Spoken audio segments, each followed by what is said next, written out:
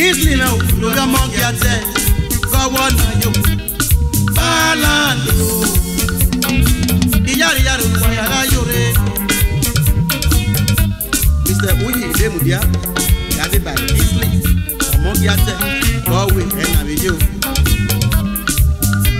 lima ke tu era men ya zo mo Mr. Daniel Oyo Bede Hamburg Germany ona ge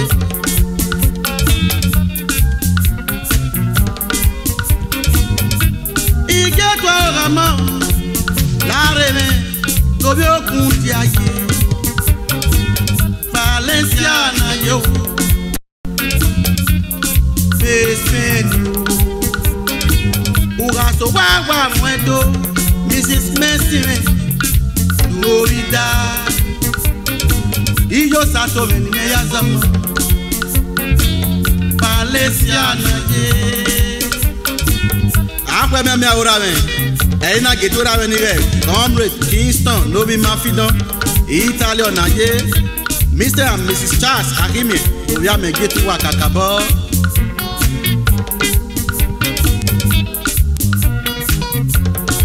Ena le mat ma we so Mr. Comrade Ikowosa Lobi Osunde MD Sundosa Nigeria Enterprise obi we no win and yazom Aina be keto amon ga Mrs. Joy Osunde Igeru oma se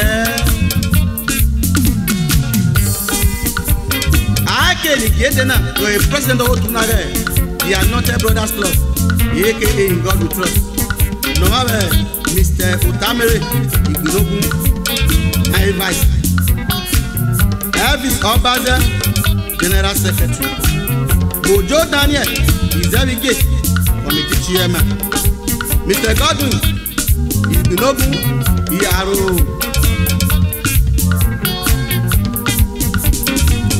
Awani Gewaro Sa Ibrahim Lobi Agato Ferry Como Ferry Como MD Ferry Builders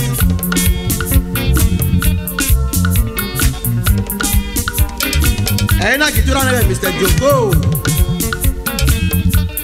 Imam Amia His Royal Highness Williams Osawaru Eresoyin the notary of Iwenowina Abidolawura Pa WA Idahagun Oda Babani Nobel Monique, Arista Henry Idahagun, former commissioner, Land and Survey.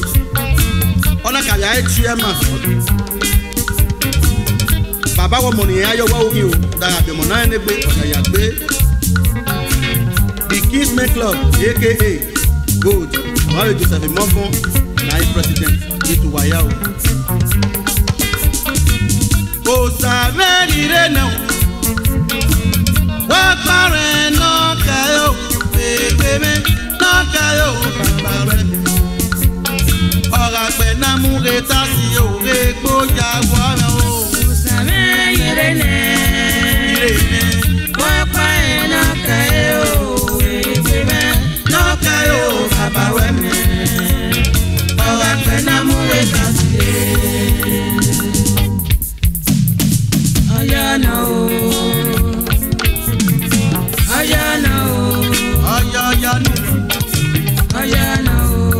Comrade Brana Unera Ifa men Oya Domi Oya Meyaso MD the Red Hotel the Bishop of Edomeya Group of Companies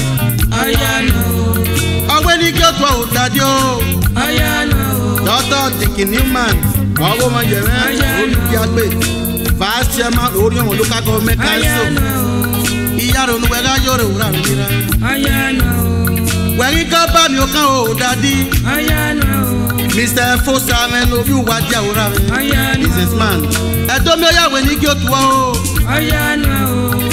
me Gyotwa ura nira Dr. Banksy Osayanda Ora wole ma Gyotwa era mere Dr. Irusale obi amedame